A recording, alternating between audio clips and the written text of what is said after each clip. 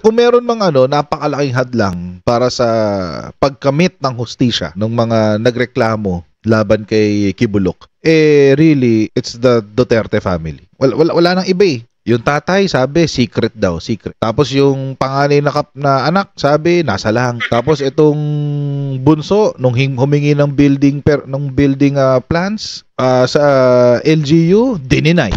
Hindi raw pwede. Kasi IPO, intellectual property, nagawang tanga yung mga PNP. Tapos ito pa, why are you going around questioning gaano katagal ang PNP dyan sa compound? Bakit? Ikaw ba may-ari? Dapat nga, ito pang si Baste, ang katuwang ng PNP sa implementation ng warrant of arrest. O basta yung mga opisina ng PNP sa mga rehiyon, sila ay under ng LGU, pati yung regional offices. So, dapat katuwang nila yung mayor, lalo pag may ganitong high profile na kriminal.